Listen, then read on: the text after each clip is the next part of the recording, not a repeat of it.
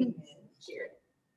I'm Sherry Thornton. I'm the Executive Director at Carolina Pregnancy Center. I'm Melinda Sampson, Community Outreach Coordinator for NC Stop Human Trafficking.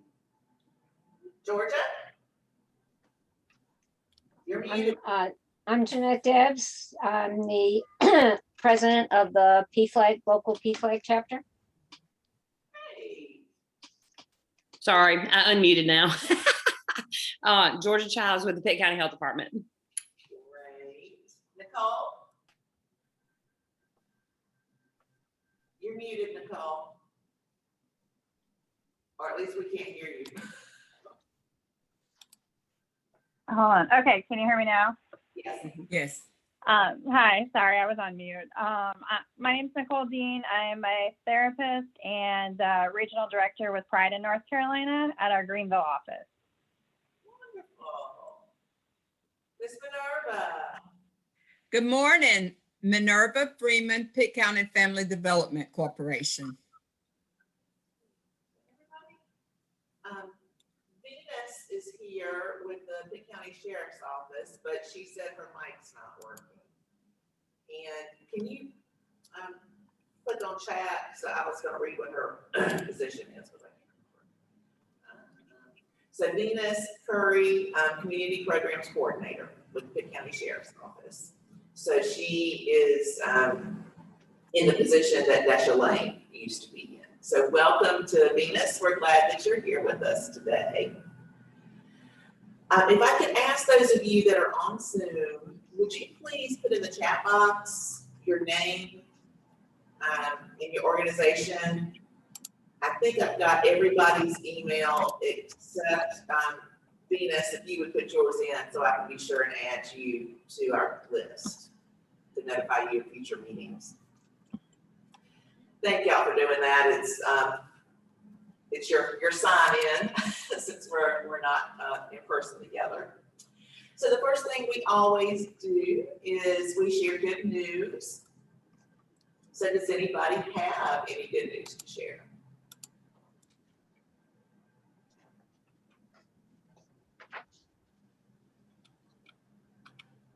No good news. I got some good news. Sorry. I was telling Minerva a few minutes ago on here with the PrEP information, the pre-exposure prophylaxis is the medication to prevent the transmission of HIV. In our region, we're actually going to be starting clinics hopefully in the fall in Lenoir County and Pitt County and potentially Wayne County. So that's big news for being able to offer that service in these county health departments, because right now, if people want to go on PrEP, they have to go to, well, they can go to our ECU Adult Specialty Care Clinic, but they have to self-pay if they don't have insurance. So the way that we're working it out is going to be low cost to no cost by being able to do it in some of these health departments. So we're hoping that by getting in 3 of the health departments in the fall, the other health departments in the region will start to follow. And I would like to share that I think the Pride event, the Saturday Pride event, the 26th of June, that was in the town common was really a very successful event. There was a lot of people. There was, even though there was tricky weather. For sure. Yeah, I mean, it really worked out well. It actually didn't really start raining till we were packing up to leave. Right, and we didn't care by that point, right? And I heard good things about that. So We had some of the Yeah, right. At that point, it was human trafficking. actually, it felt good to get wet at that point. Yeah, it did. We had some of the coalition information there at the table for the health department, and I'm sure a couple other places did too. And we had some interest, and there were folks that picked up the flyers looking especially at the Human Trafficking 101. So I'm hoping that some of the numbers will increase from that. great, thank you, Georgia. Mm-hmm.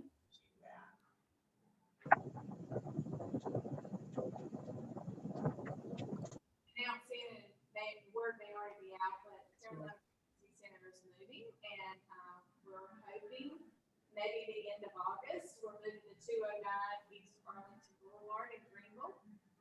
And this will be the first building that Carolina Pregnancy Center has, or is going to own instead of lease. So we're very excited about that. We're very excited about our new center, and it'll have bigger areas and bigger spaces to be able to do things with clients. Right, and tell us, what is that? Gordon's Golf and Ski. So people can be on the lookout for it. Yes. Kind of have an idea where it It's a is. building right next door to the right, if you're looking at it from the road, it's to the right of Gordon's Golf and Ski. Right, well, congratulations. That's exciting. Anybody else have any good news to share?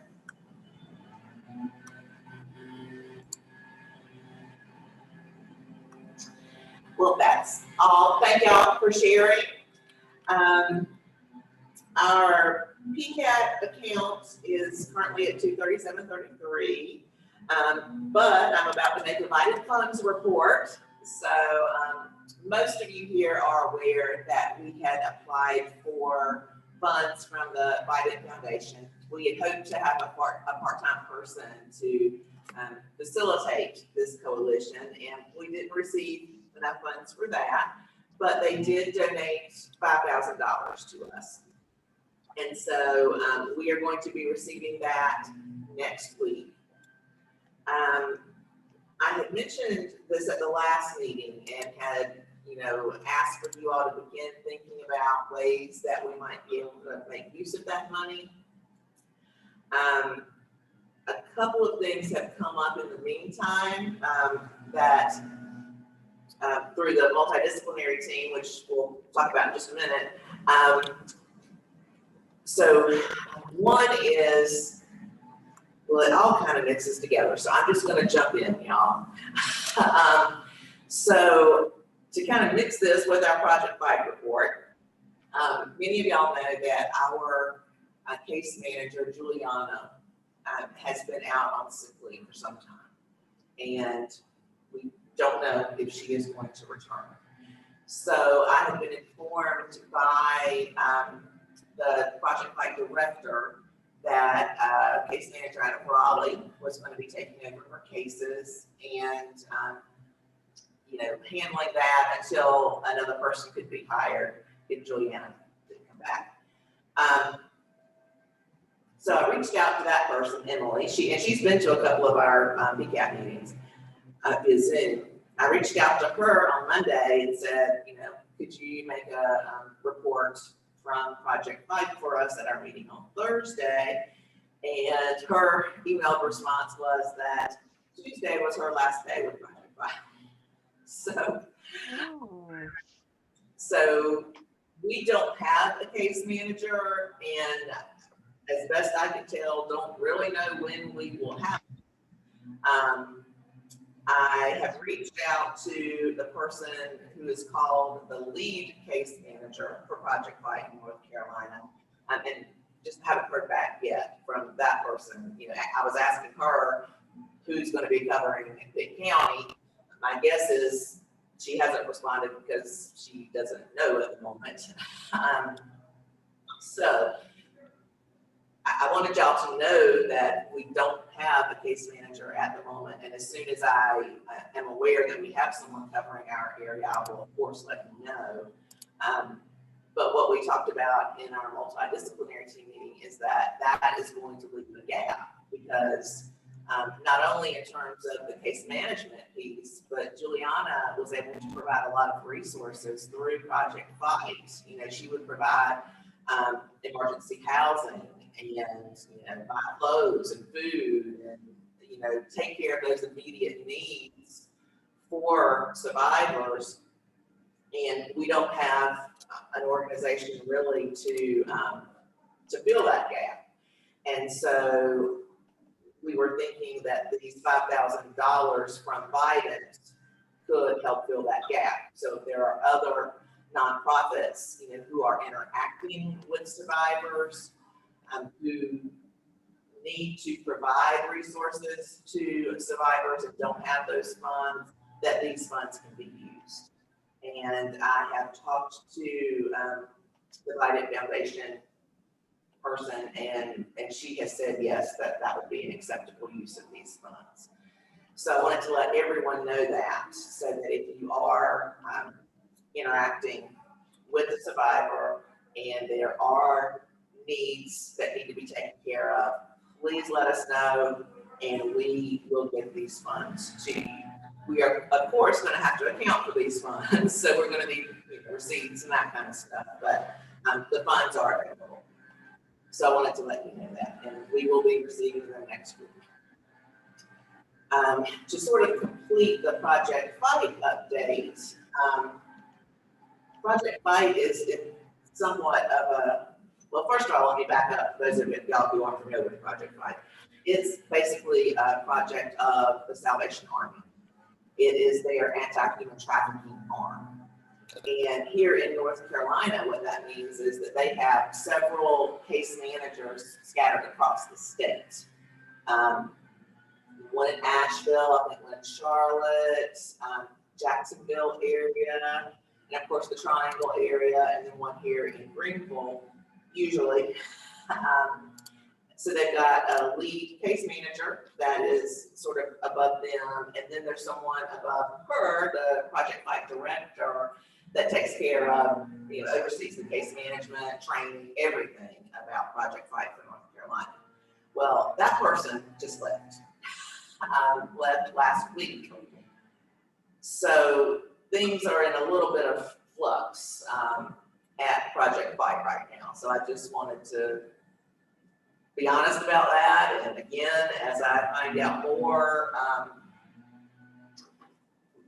when the director left, she and I were talking, and she said, well, they haven't named, anyone to take my place. And so that's why she gave me the lead case manager's name in case I needed a contact. So just to let you know, lots of change going on at Project Fight. And I certainly hope that they're able to find a strong candidate for their director.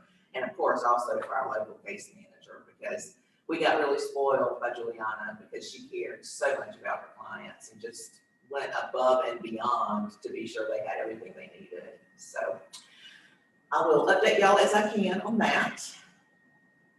I had hoped to have one of our multidisciplinary team members make that report because I do so much talking at these meetings. But unfortunately, one of them, so Travis is off catching traffickers. He's with the Pitt County Sheriff's Office. Maria is meeting with a client this morning and helping her with the court issues. So they're all doing exactly what they're supposed to be doing today. But I did want to give you an update.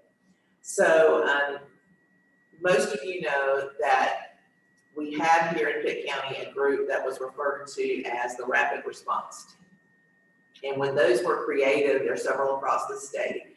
When those were created, the idea was to provide a response to a human trafficking situation for those first 48 to 72 hours. And, the idea was that the rapid response team would immediately engage upon notification, take care of those first couple of days, 2-3 days, and then pass it off to someone else, basically. The case manager, would normally handle that. That model has sort of been changing across the state and across the country to change to more of something that's referred to as a multidisciplinary team, where yes, they take care of those immediate needs, but they continue to work with the survivor and are continuing to work with each other to be sure that the needs of the survivor are met. And so we are switching to that model here in Pitt County, and we're sort of changing the leadership of it, because in the past, the leadership of several of the rapid response teams in North Carolina has been whoever the local Salvation Army Project Fight case manager is. And as I just told you, that we don't really have one at the moment. So as we got together as a team and received some training that some of y'all know about through Futures Without Violence, one of the weaknesses in the past of the rapid response team is that there wasn't really a lot of structure. There wasn't a consistent meeting time. There wasn't someone who was in charge of being sure the emails went out, and everybody knew when the meeting time was, and, you know, there just wasn't, like I said, that structure to it, and specific procedures and that kind of thing. So, I offered to the team that, Pitt County Coalition would, and basically NC Stop Human Trafficking would agree to sort of be the facilitator. Now, the point of the multidisciplinary team, of course, is that that's all service providers, which we are not. So our role is going to be to facilitate, you know, not to, we're not changing our mission. We're not going to be handling direct services, but we're just going to facilitate that meeting. So that group will be meeting in August again. And currently, the folks that are on it, the organizations that are on it, are the Pitt County Sheriff's Office, Legal Aid of North Carolina, the Center for Family Violence Prevention,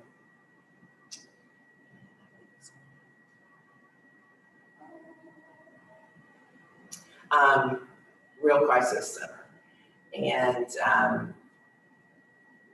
a couple of other organizations are going to be invited. And so I just wanted y'all to be aware of this. They're basically going to function as a subcommittee of the Pitt County Coalition. It will be a closed group because it is going to be just service providers. If there is someone, you know, an organization or an individual that you all think needs to be a part of it, please let me know. And I will talk with the group about that. So it's, you know, it's not that they're trying to be unwelcoming. The reason for it being a closed group is that they're going to be discussing cases. And so all of the organizations in the MDT are going to have MOUs so that they can talk about these confidential matters. And of course, we want to keep the group fairly small for that reason. So, do y'all have questions about that? I don't know if I did a very good job explaining that.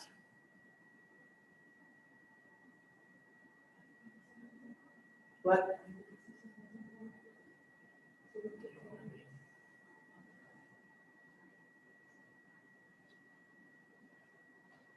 I must not have done too bad a job explaining it. If y'all think of questions, let me know, of course. And like I said, if you can think of an organization, of course, I didn't mention Greenville PD. Obviously, they're going to be invited. So if you think of another group that is providing direct services, potentially to human trafficking survivors, please let me know. And because we want to include everyone who needs to be included there. Any questions about that, or Project Fight and their role, or divided funds? Any of that? Because I kind of mixed all that together.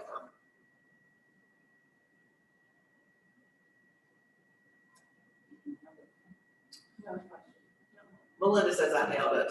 All right. Yeah, y'all let me know though. You can shoot me an email if you don't want to ask a question in public. All right, so next up is our training opportunities. And there are a lot coming up.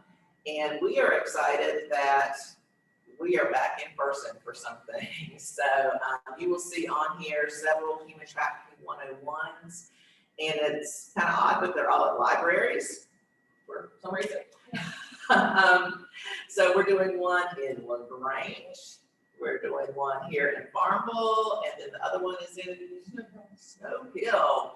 So apparently you have to be like 5,000 people or under to qualify for our human trafficking 101. Right?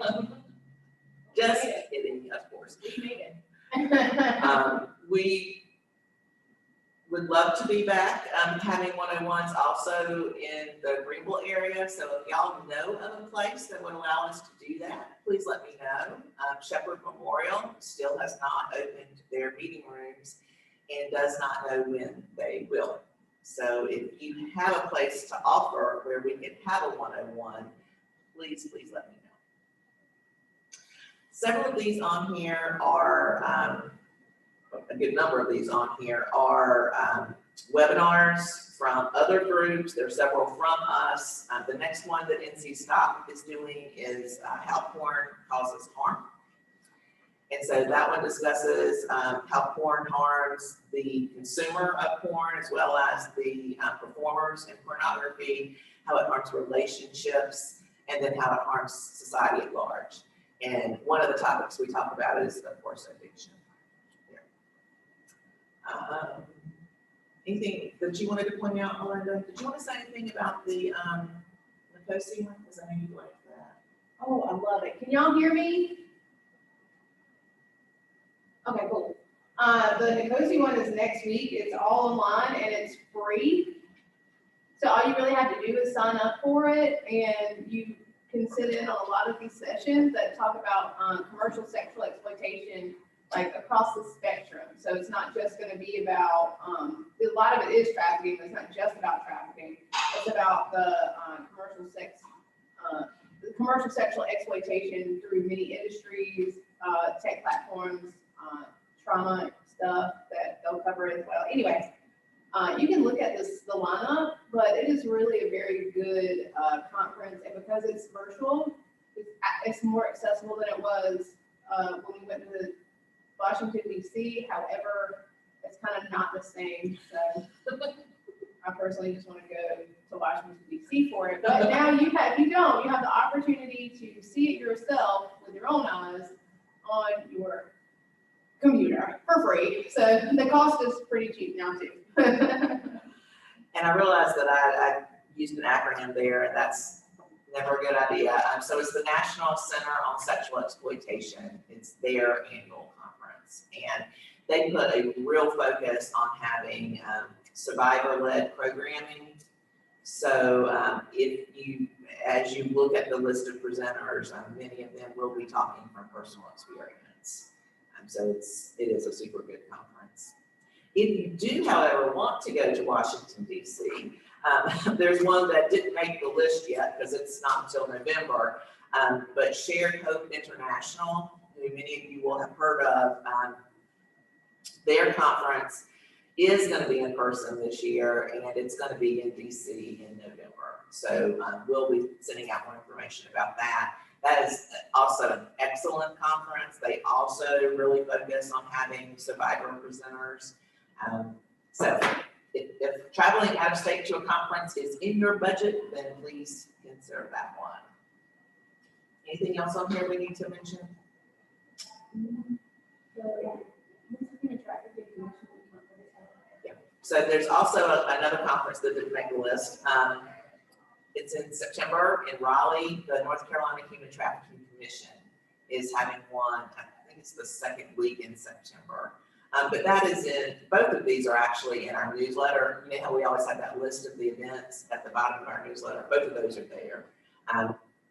So that one, of course, will be a lot more accessible because it's in Raleigh. And they're also going to have some really some good presenters. I know that one thing they're planning to do is have the U.S. Attorney's Office talk about some cases that happened here in North Carolina that have been concluded, of course, so that they can actually talk about them. So that will be pretty interesting, I think.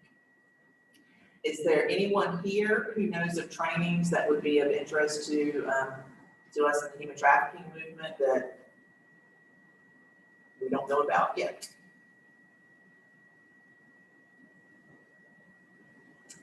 If you all do hear of anything, please send that to me and we will add it to the list here, and we'll also put it in the newsletter. We're always glad to do that. And next up is our human trafficking cases. So we've got 2 of the 4 are child pornography. We use that term because that's the term that's in the statute, but there is a movement across the country to change that language to child sexual abuse materials to make it more clear exactly what we're talking about. All of these are horrendous, obviously.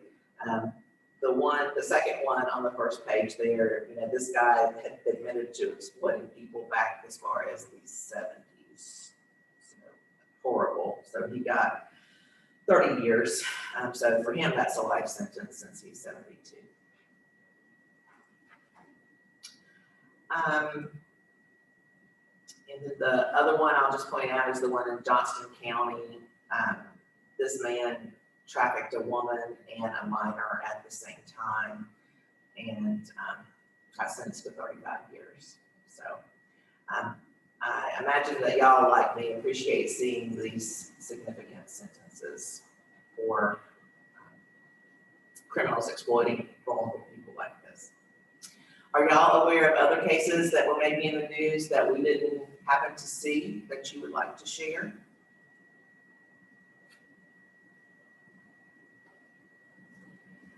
Man, we have a quiet lunch today, Melinda.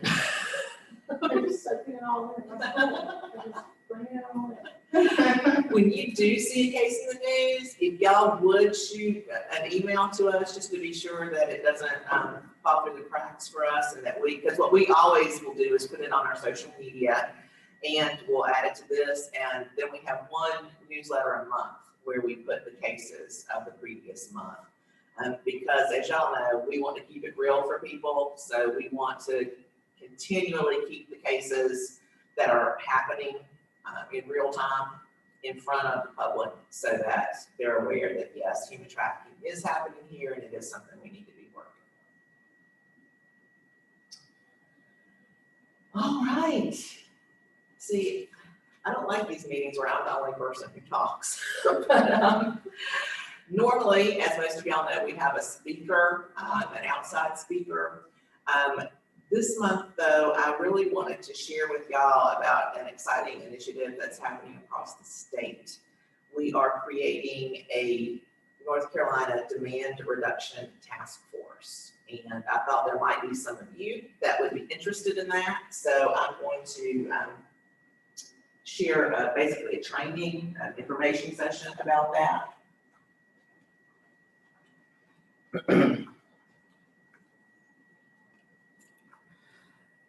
So, get.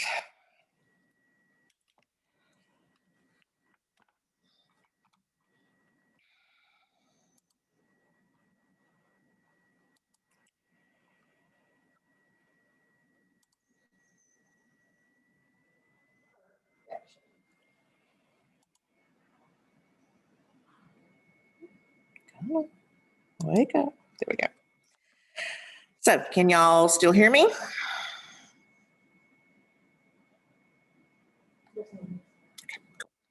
So the three groups that are on the first slide here, NC Stop Human Trafficking, a group called Shield North Carolina that is located in the Raleigh-Cary area, and then a group called Legacy of Hope International, which is located in the Asheville area. And it just happened that all three of these groups were interested in doing demand reduction and kind of started talking to one another and decided that we'd be stronger if we did it together. And we also decided that we wanted to involve other people across, that we would need to involve other people if we wanted it to be a strong movement.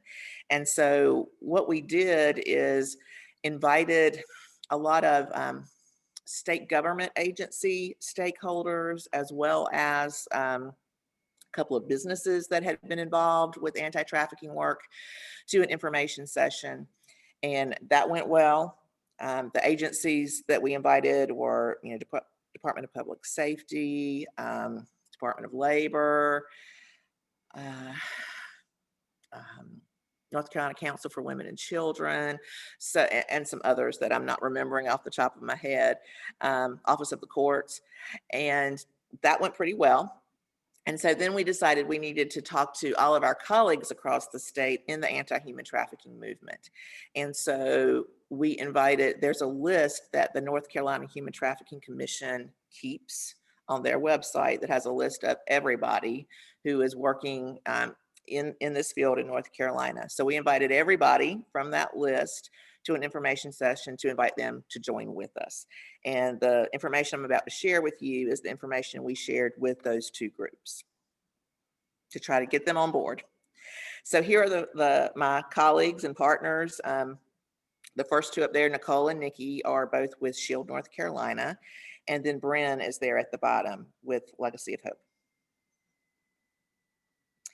So when we think about the idea of preventing sex trafficking, generally, historically, what we've talked about is the supply side. You know, we know that human trafficking is a business, there's supply and demand, but all of our focus has been on, quote, supply, which means the victim.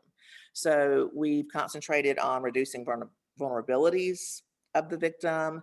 You know, we've concentrated on identifying victims, providing services to victims, and all of that is so important. We're not saying that we need to decrease that at all, but what we're saying is we've been ignoring half of that equation, the other side, the demand side. And we're wondering, you know, sort of why might that have happened? And there are a lot of, I think, cultural reasons for that. And there's a few that are mentioned here. So the invisible buyer, and we're going to look at a slide in just a minute, that, you know, whenever you talk about a trafficking situation, you almost never hear the buyer mentioned. It's always the victim that's mentioned. Another reason is that the Trafficking Victim Protection Act, the way they framed prevention in that legislation was from the victim side. And since that, the TVPA has sort of been a framework for the anti-human trafficking movement in the US. That's one reason. Of course, everyone, all the agencies, all of us want to say that we are victim-centered or survivor-centered, and that's super important. So that's another thing that's contributing to that. Traditionally, just about all the anti-human trafficking groups are women-led, and so they are going to be more geared toward, you know, serving those that have been victimized, traditionally speaking. And then the final reason is just pure sexism, right? So if women-led groups want to address the issue of demand, and demand typically coming from males don't necessarily want to hear that from us, right? So these are just some thoughts that Nicole and Nikki shared with the group about why demand hasn't really been a focus. So then we looked at, some of you might be familiar with the Trafficking in Persons report, the TIP report that the State Department puts out every year. And so this is a 570-page document. And in it, the phrase victim or survivor is used over 11,000 times. And the word buyer is used 3 times. So that kind of gives you an idea about where the focus is. So the TIP report evaluates countries all over the world, not just the US. So just about every country in the world is evaluated on the progress that they're making to address human trafficking in their country. So 22% of those countries indicated that they had demand reduction measures.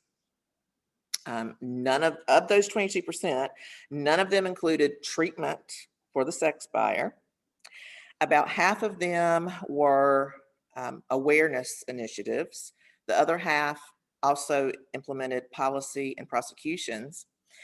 And then, just as an example of a country who obviously does not know what demand reduction means, under their demand reduction measures, they said, we're arresting the sex workers.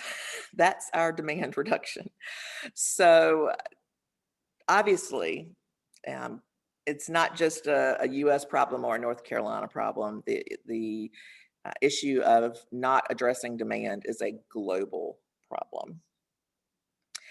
So there's an organization called Demand Abolition that did a very extensive survey, surveyed 8,000 or 9,000 people in the country, and asked people to self-report. And only 6% of people who had bought sex said they had ever been arrested. when we're looking here in North Carolina about how we talk about human trafficking. So this is a flyer created by the Human Trafficking Commission. So here's how we talk about human trafficking, and you'll see we've got victims identified, 501, traffickers identified, 117, trafficking businesses, 29. Does anybody see sex buyers up there anywhere? So that's not even on the radar in many cases. So this is what I meant when I referred earlier to the language that we use. So, you know, we'll say, if you read a news article, it will say this person was raped, instead of saying he raped her. We'll talk about survivors that were bought, you know, more than 10 times a night in our community. We don't ever say more than 10 people in our community paid to rape a survivor. You know, are there human trafficking victims in our town versus are there people in our town who are raping victims or paying for sex? So part of what we need to do is reframe the way we talk about this issue. So today, what we are going to talk about is why we think demand reduction is a strategy we need to investigate. We want to talk about what demand reduction looks like or could look like in North Carolina. And then we want to talk about the solution. How can we make some strides in reducing demand? So going back to this demand abolition data, 6.2% of their survey respondents have bought sex within the past 12 months. So that's a fairly low percentage. So in some ways that's encouraging. You see that 20% have bought sex in their lifetime. So, you know, 80% of men don't buy sex. So that's a positive way to look at it. Obviously, what we want to do is reduce this number down to 0. One thing that was interesting from the data is that the high frequency buyers purchase so often that their actions account for a disproportionately large share of the sex trade. So about 25% of active buyers report purchasing weekly or monthly, and their activity accounts for nearly 75% of the market. So if especially these quote active buyers could be convinced, rehabilitated, you know, would for some reason change their behavior, we could solve a lot of the problem. This research also indicated that all races are involved in buying sex. Males and females buy sex, although of course it's predominantly males, and sexual orientation is not a predictor of whether someone will buy sex or not. One data point that was a little bit surprising is that the high frequency buyers are more likely to make more than $100,000 annually. And then I say it's a little surprising, and then when you really think about it though, people who are in that income bracket have such a sense of privilege and such a sense of, you know, power that it's probably really not a surprise that they would be more likely to think it's okay to buy someone that's quote, you know, less valuable.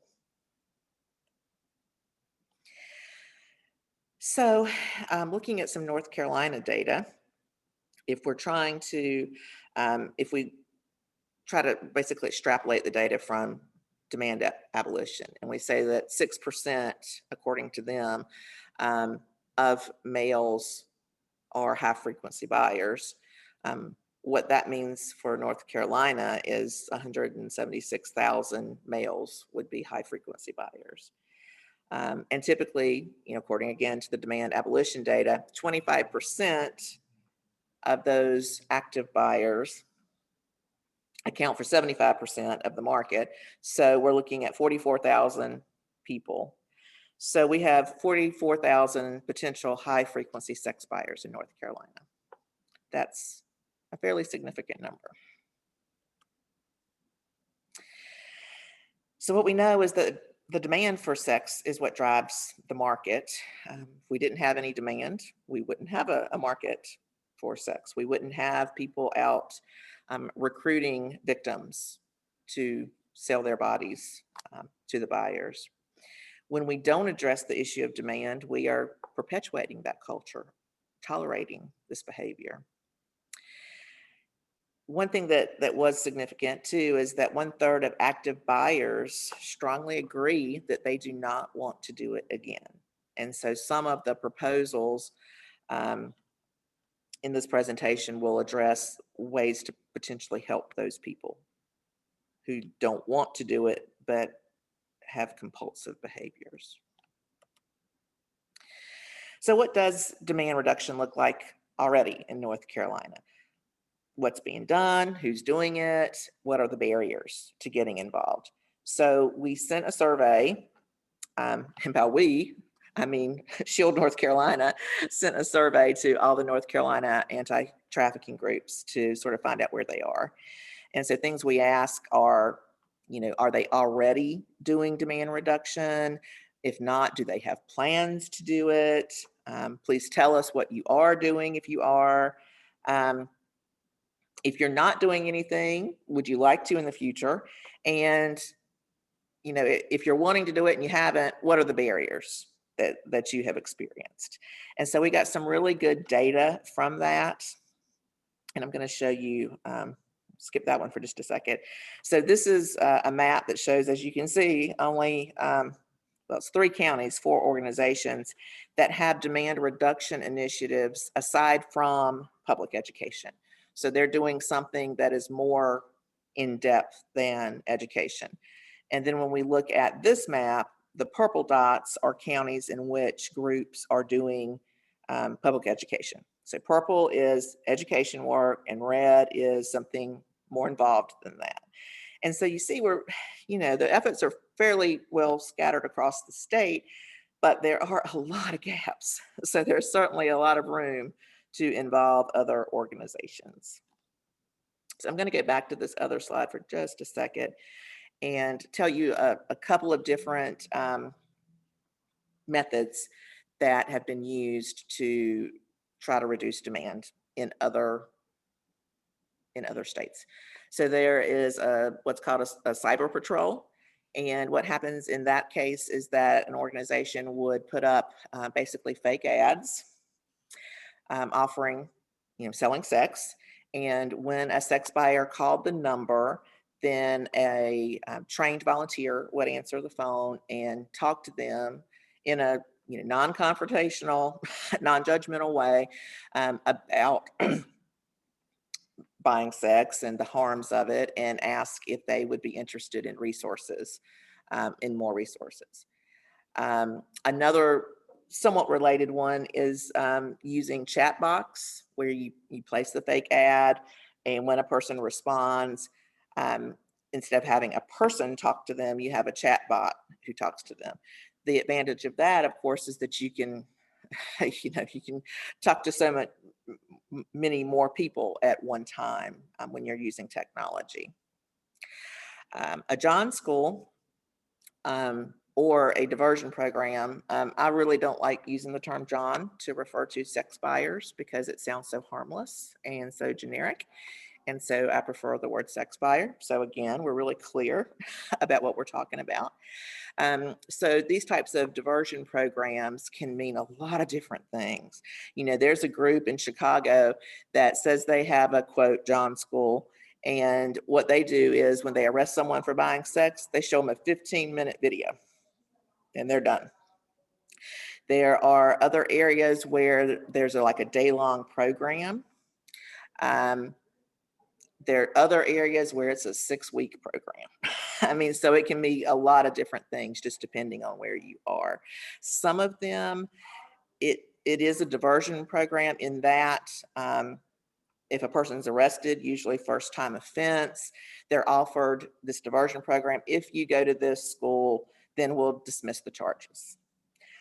In some cases, if someone's been arrested multiple times, though, it'll actually be a part of their sentence that they will be required to do that.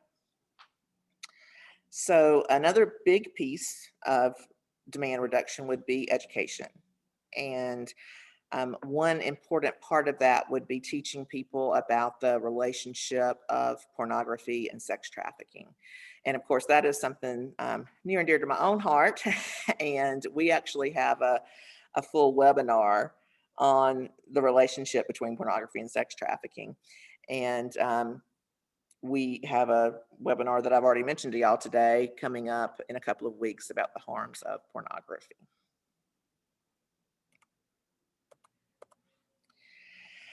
So, how might we go about trying to create a plan here in North Carolina? You know, what pieces would we need to incorporate?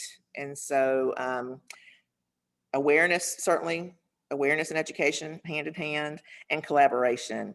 And so we're already doing all of those pieces from our informational sessions, inviting you all, and then of course inviting others to come to another session I'll mention in just a minute in August. Policy, a change in policy would probably be a big piece of the strategy, increasing use of technology, and then diversion and treatment of compulsive sex buyers. So when we look at policy, as you have noticed, really the focus of this presentation has been reducing demand for sex trafficking. But I insisted that we put this one slide in here about labor trafficking, and in moving forward, I'm hoping that we'll incorporate more of this. But you know, we need to be educating the public about conscious consumerism. We need to be encouraging government entities and businesses to vet their suppliers. And there needs to be policy that penalizes companies that import products made by exploited people. An example of that type of policy is the Supply Chain Transparency Act in California, which has some really positive pieces to it. One huge negative, in my opinion, is that it only applies to companies that have $100 million in sales or more. So I'd like to see us do something like that, but make it more applicable to a higher percentage of businesses. So when we look at policy for sex trafficking, we would want to start again with educating the public about the relationship between pornography and sex trafficking, and to reduce access to pornography by minors especially.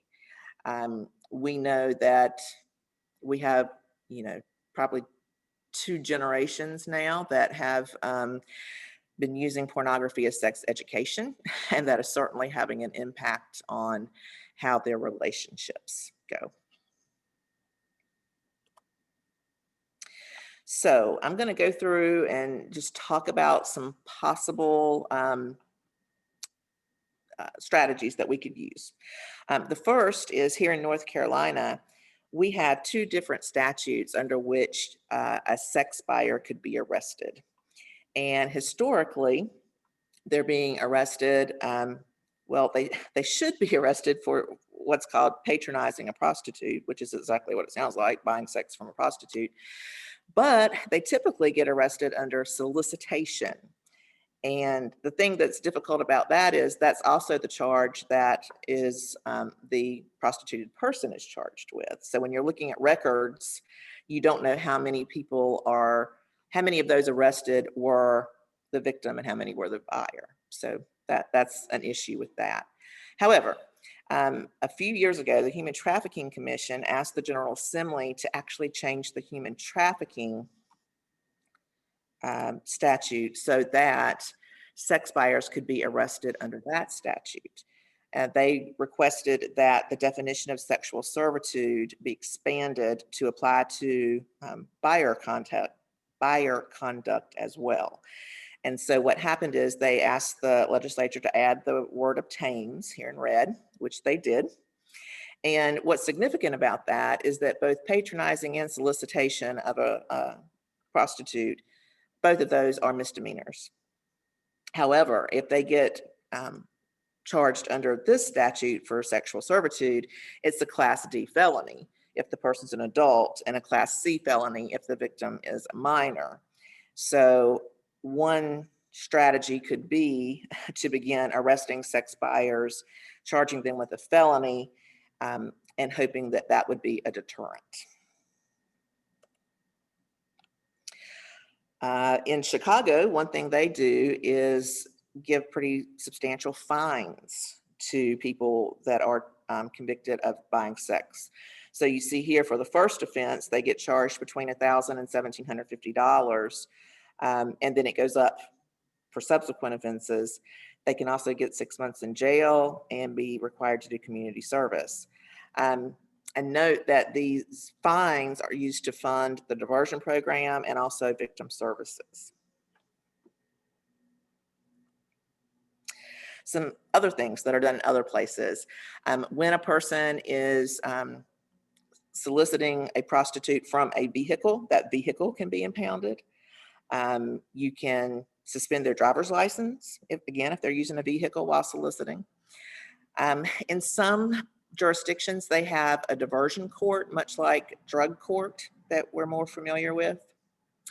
I've already talked to you a little bit about what John schools or sex buyer schools are. Some jurisdictions use shaming, which can include a variety of things, publishing mugshots in the newspaper, online, even on billboards in some places. As noted here in Florida, they came up with a specific registry for convicted sex buyers. And I think we want to note, if we decided to go down the shaming path, we would need to be clear that the people we're shaming have actually been convicted, as opposed to people that have just been charged, which has not always been done. So another strategy is that law enforcement will conduct stings that are specifically planned to arrest the John or the sex buyer. Instead of creating a separate sex buyer registry, they could be added to the sex offender registry. Some areas have what they call a SOAP order, or a stay out of areas with prostitution. And that can be used in a couple of different ways. Sometimes if law enforcement sees a particular vehicle in an area that has a high level of prostitution, and they see this car a lot, but they haven't been able to catch them soliciting or patronizing, then they'll send a letter to the owner of the vehicle telling them, hey, we've seen you in this area. Here's what you could be charged with. Here's what the consequences are. And basically advising them not to be seen in that area again.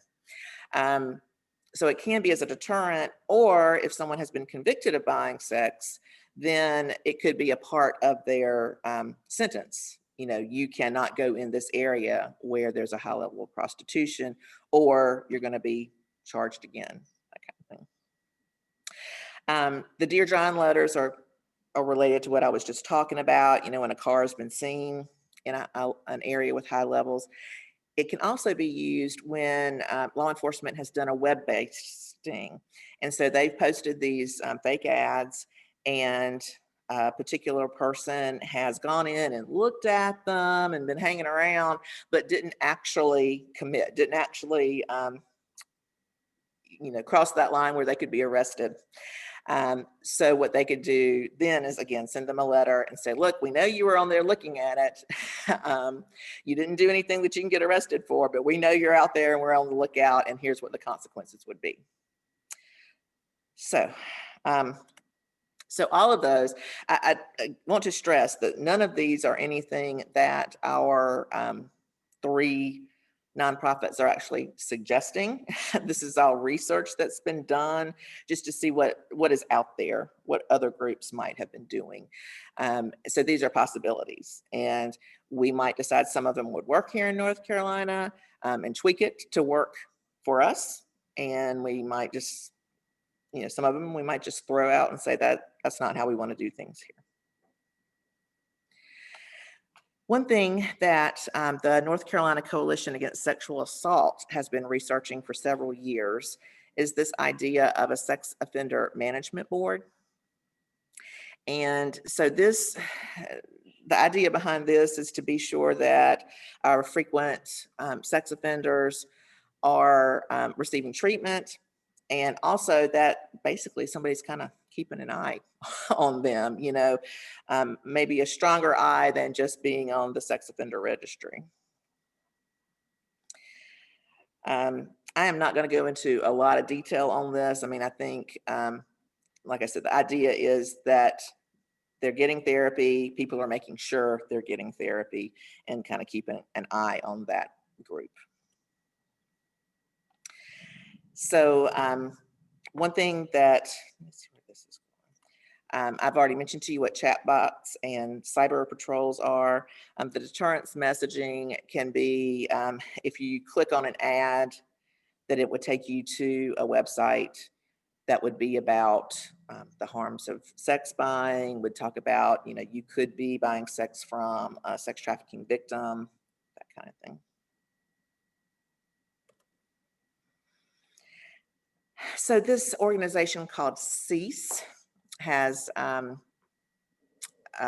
activities in several different states, and they meet regularly. They have these cyber patrols already mentioned to you. They'll have prosecutors and treatment providers, law enforcement. So basically it's like a multidisciplinary team just to handle demand reduction in their area. And you can see what their awareness and education focuses on: violence prevention, education on unwanted sexual behavior, and reframing anti-trafficking work by putting the emphasis on the buyer, like we talked about initially. So the state of Texas partnered with a nonprofit there to use the chat box, and some pros of it is that it's pretty inexpensive, and like I mentioned, you can reach a much wider audience.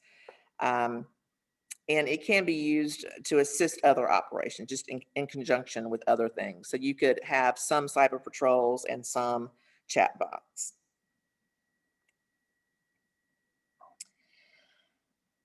All right. I guess one thing I'll point out about these cyber patrols is that it's always going to be men that are the volunteers, and that they have to receive a lot of training in order to do that.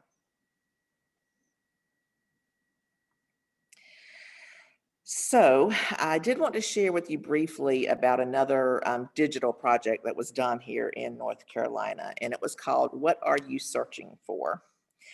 And it's a prevention program, and the target audience is people in Wake County that were intending to purchase sex.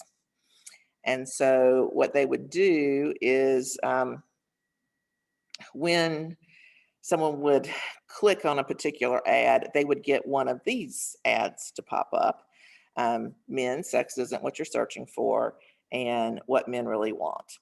And the idea behind both of these ads is that both of them are pretty non-threatening.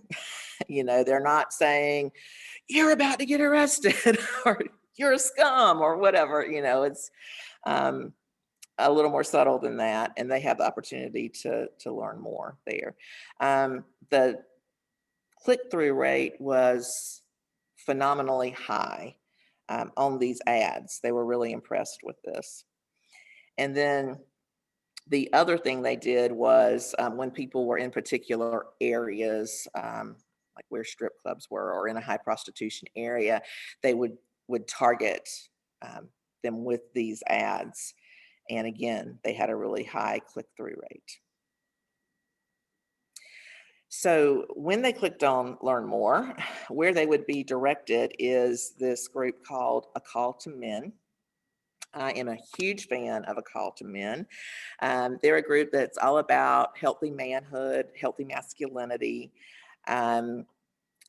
teaching men to respect women, and doing a lot of work.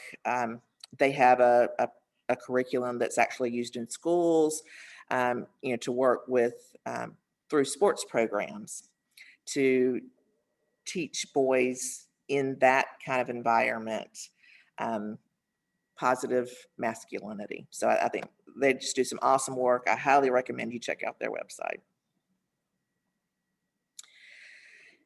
So I'm not going to go into detail on, this is similar to the group I was mentioning earlier about the sex offender management. I am going to show you a quick video, I hope. John Pulley is currently a professional and personal consultant and working to stop demand reduction, but that has not always been who he was. So we're going to let him tell you. My name is John Pulley, and I'm a registered sex offender. I was arrested for criminal solicitation of a minor when I attempted to meet with someone that I had met in a teen chat room online whose profile said they were 15 years old. I went through 10 years of probation and treatment in the state of Texas, and if you looked at my life before my arrest, you'd see somebody that was pretty successful, at least on the outside. My sales career had taken off. I was making, the year before, I made $130,000 a year. I was married to a woman who was an attorney and on the fast track to making partner at a law firm in downtown Dallas. She and I owned a home in the northern suburbs of Dallas. We had investment properties, we took vacations, we had friends, and so our lives on the outside at least looked good. Now, when I said that I had a 10-year porn addiction and a 3-year sex addiction, what's important about my story is that I also had a lifetime behind that of being told that I wasn't good enough, and insecurity and shame and condemnation for not being good enough. And that drove me in a lot of things in my life. I'm not unusual in that usually the things in our childhood that we're taught or the things that we believe about ourselves carry on with us into adulthood. And so for me, I had turned to pornography as my outlet for stress, and that led me over time, again, a 10-year period, to reach a point where I would actually go after someone that's a teenager online. I tell you that because my story was there before the crime happened, and in our society, I watched people go through so much. I watched them get divorces like I did. I sold marching bands to high schools and colleges, marching band uniforms, high schools and colleges, and I lost my job instantly. I watched people not be able to see their children. They couldn't go to their children's sporting events or their school events. I saw family members turn on people and watch people that yes, there are consequences. And by the way, I'm not saying there shouldn't be. There should be consequences for breaking the law. There should be consequences. But when I look at men like myself who lost everything and was really trying to do a good job, I was just put down at every turn. I couldn't get a job because I had a felony. I couldn't find a place to live a lot of times because I had a felony. There were just so many things and challenges. And behind the crime and the label are people. They're human beings that have somehow or another gotten off the path, because no one is born into saying, hey, I'm going to go after a teenager, or I'm going to commit a sexual assault. That's just not what happens. Something happens along the way that gets them there. Now, a lot of people will take, they'll get somebody that gets arrested for a crime, convicted, put them through a one-day school and say, hey, we've told them these are the dangers, this is what's going on. And so we end up with people that go into this and say, oh, I've done the school, but that doesn't fix things. You can't take a lifetime of choices and issues and fix them in a day. Fortunately for me, I was in the state of Texas where I got arrested. They had a program, it's one like the one that's being presented to you today, where they take people through and they dive in. The sex offenders have to pay for it, but they dive in to the issues that brought them where they were, why they made choices. So we learned things like thinking errors, how we use redirection to get focus off of us, blaming the victim, blaming. There's 1,000 thinking errors we use. And what happened over the course of time was I learned how to build a skill set that would allow me to step back into society and be valuable. So I hope that you will consider doing this program that is being presented to you, because, yeah, I said at the beginning, my name is John Pulley, and I'm a registered sex offender. I'm also the demand reduction consultant to Fierce Freedom in Eau Claire, Wisconsin, which is an anti-human trafficking organization. I also have the opportunity to share my story across across the country. And I've been able to speak with some of the top law enforcement influencers. I've been able to speak on stage with the founder of the National Jonathan Initiative that has arrested over 10,000 men that did a crime just like what I did. Because if we take people and want to have an impact on our society to change human trafficking, we're going to have to change the attitudes behind what got us there. Because demand is the problem, the brokenness is the problem. And if we can find a way to implement a program like this one that will allow somebody the chance to start over, you can really turn around and make an impact on society for this generation and for generations to come.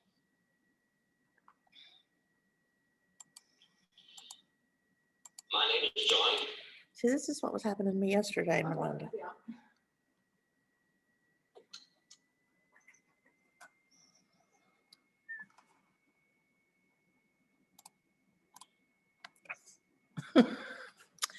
Everybody needs a Melinda in their life. So I hope that you found hearing from John to be eye-opening. I think one of the things that he helps us understand is that for people who have a compulsive behavior like he did, and we've already talked about the fact that that's a very small percentage of sex buyers out there, that what they need is help. They need help to get past that. They need therapy.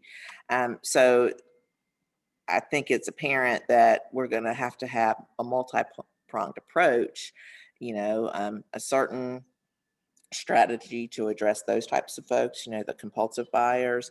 But then there are other, for people who are doing it, just to see,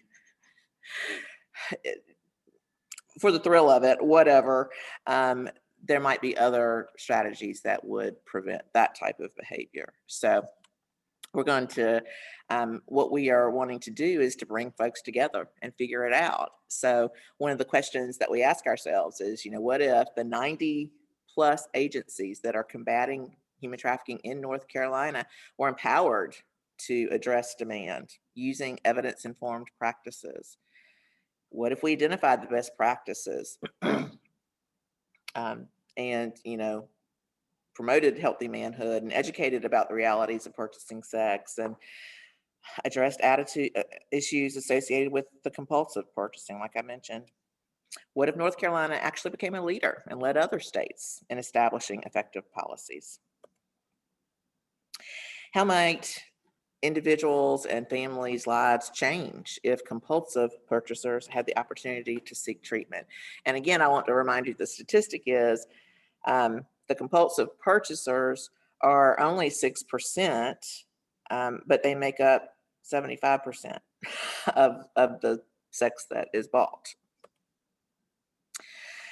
How could the anti-trafficking movement be more effective? By increasing capacity through the use of technology for demand reduction. Who else should be at the table? So the reason I wanted to share this with you is in case any of y'all think that you should be at the table. So what we are doing, as I mentioned, is creating the North Carolina Demand Reduction Task Force. Here are some things that we might decide to do. Start tracking and reporting buyer data, identify best practices in treatment, try to initiate a cultural shift, increase capacity through technology. One thing that we're interested in, the stats that we have been quoting from Demand Abolition are from a nationwide study, and we'd like to do a study specific to North Carolina. So if anybody here has any suggestions on what are some other things that we might want to consider, I'd love to hear them. And I would also invite you to consider coming to our in-person session. Both of these, the two information sessions I mentioned earlier were virtual. So on August 2nd, we're going to have a session in Raleigh. It's going to be facilitated by a professional that's going to help us kind of drill down and decide what are our highest priorities. And our plan is to, by the time we leave this session, to have several different teams that are willing to commit to spend time to do some research and some planning on 4 to 5 priorities that we will identify in this session. So that is the plan. Does anybody have any questions or comments about what I've just presented about demand reduction? Yeah, Pam, I just put something in the chat, and I really feel, having worked in both child abuse prevention and then domestic violence prevention, that this all has to do, as John so well explained, with people's trauma and issues, that they carry with them that are basically unrecognized. And unfortunately, we live in a culture that doesn't seem to think mental health is something we should be talking about enough, and we're not treating it enough, and we're not talking about it enough. And it's ridiculous because we're shooting ourselves in the foot. And so many of the things we're currently doing, I'll just mention the border business right now is a perfect example of where we are creating more trauma instead of fixing it.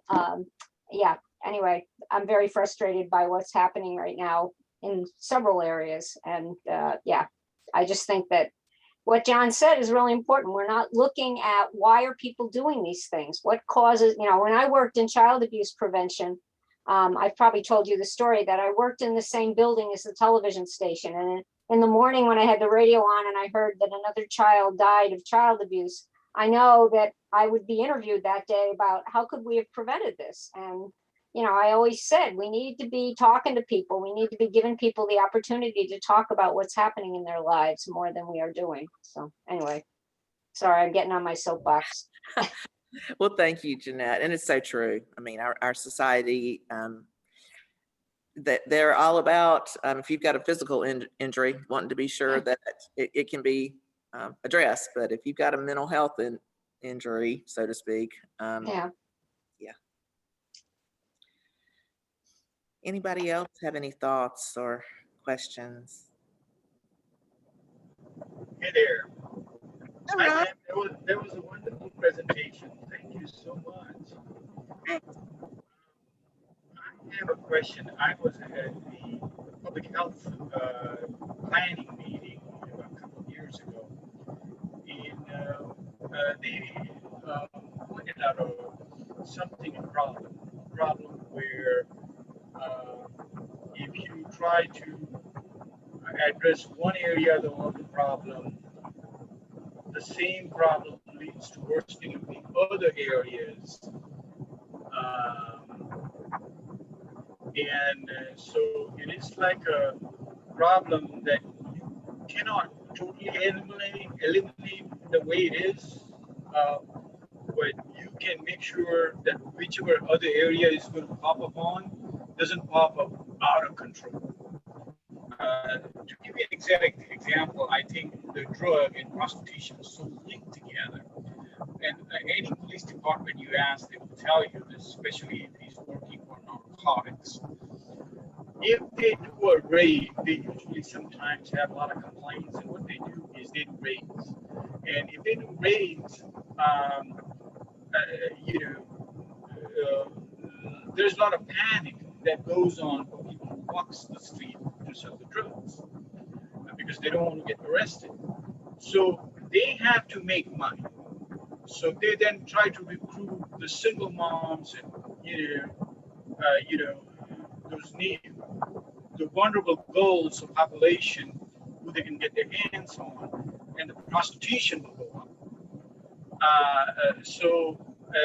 If there is a way to keep a balance between the two and then bring both of them down or monitor both of them at the same time in a given area, it doesn't happen consistently in every area, but most of the time that's how it's seen. I think there's some research term for it. I can send you some more information if you like. One of the other things you shared that I really liked is something that things happen around the world. Now, I come from India, and I grew up in an area which is called Red Light District, and you know what that means. So it was not grew up, but we had a store in that area. I grew up in a different area, but we had a store, cosmetics that we used to sell. So in India, prostitution is legalized. And the reason they have legalized is those prostitution who legalize are allowed to take money, so that there's some data that showed that the violence goes down if because there is a legalized prostitution. Now, I'm not suggesting we do that in America, but I'm saying some of the ways that has worked for India doesn't necessarily work for us. But at least we can focus on how we can, manage the problem that are interconnected. You see what I'm saying? Yeah. So, yeah. So that's all I have my 2 cents that I do. Thank you, Pam, and that was a good presentation. I'm looking forward for it. It was very informative. Thank you. Thank you, Raj. I appreciate your support and your comments there. Anybody else have any questions or comments about demand reduction or what we might do about it?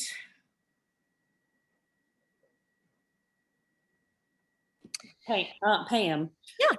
I don't know who all from this coalition will be able to attend in Raleigh, but I'm assuming that you'll be there and then you'll be able to come back. And then if there are things that we can do from a local standpoint to kind of fulfill that mission from a statewide, then we'll be able to be involved in that, maybe in a much smaller scale, depending on what we're doing in our own jobs. But I'm interested to hear how that moves forward, because we always victim blame. Everybody victim blames. We've done it for centuries. And so to hear this approach, it's kind of like bong on the head, why didn't we think of this before kind of thing.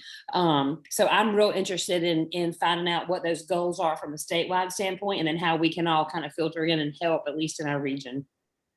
Thank you, George. I appreciate that. And I think there will be ways that local communities will be able to get involved. Good. Anybody else? I just wanted to say thank you. I found that really interesting, and it is very eye-opening, just the language we use and how just flipping it really, I think, could change our focus. So I just enjoyed everything today, and it was definitely educational for me. So thank you. Thanks, Nicole.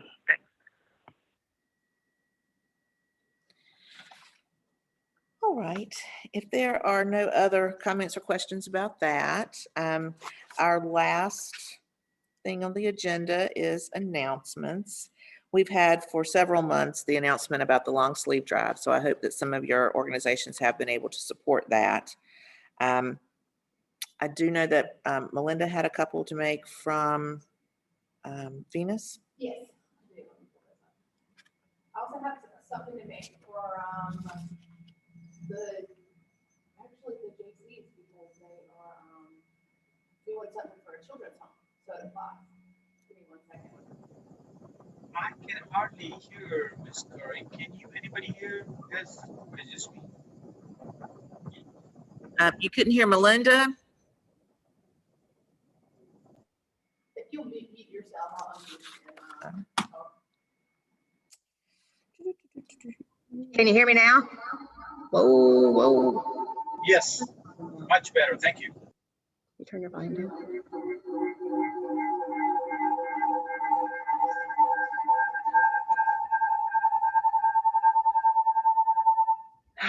Praise. Thank you. We figured that one out. Had to turn the volume down. I hope you enjoyed that Twilight Zone thing. So Miss Curry from the Sheriff's Department sent an announcement. She had to leave out a little early today. National Night Out is August 3rd from 5 to 8 p.m. and that's on a Tuesday as usual. There's gonna be hot dogs, chips, free snow cones. I'm with it. Vendors and fun for kids at the Belvoir Fire Department on 41 in Belvoir, and Grimesland Fire Department. We're going to send out the flyers, so I'm not going to read out this address. That's silly. So there's that, and that's from the sheriff's office. Yeah. And then the sheriff's office is also doing the summer youth camp, August 9th through the 13th. And the deadline for applications is July 23rd. So y'all might want to get those in. So those are the two announcements from Miss Curry at the sheriff's office. I have an announcement from the Greenville JCs. We're having an adult prom. It's called Prom Through the Decades. And all the money that we make from that prom goes to benefit the Kelly Children's Home that's being, that started up in Washington or Beaufort County for older teenagers who can't get steady foster care because they're older teenagers. And they also provide, you know, life skills and everything while they're at the group home. So, and that's here, and it's definitely a needed thing. And it's also anti-human trafficking work when you look at it. And to be a little lighthearted, it's an adult prom where you get to dress however you want to throughout the decades. And it's going to be a lot of fun too. So there's that as well. I'm a Greenville JC, so that's why I'm making the announcement. Anyway, my JC hat is off, and those are the announcements. Thank you.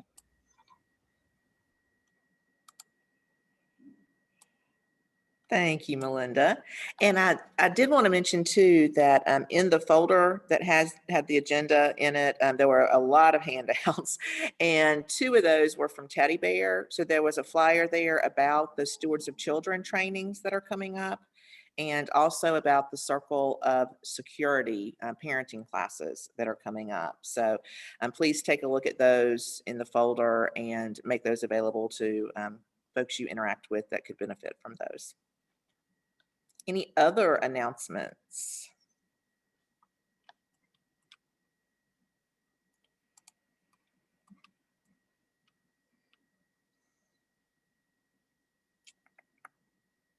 No. Well, y'all, I hope you feel like that this has been worth your time. I am glad that you are here. And like I always say, if you have announcements, trainings, events coming up, you hear about cases, please email us. You know, let's stay in touch and keep each other informed on those types of things. Pam, I would Minerva, like to you have say, something?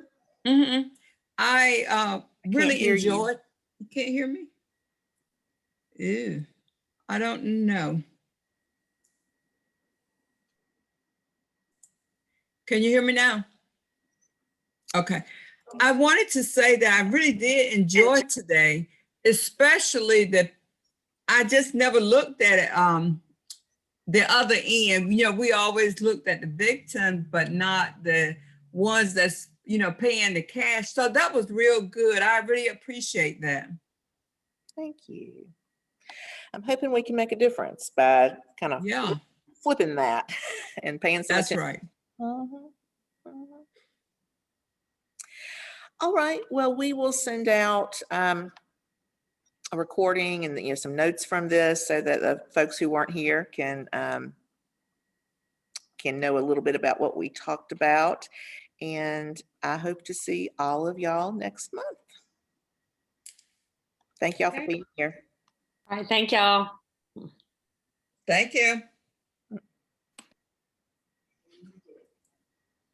Yes, thank you, everybody. Bye.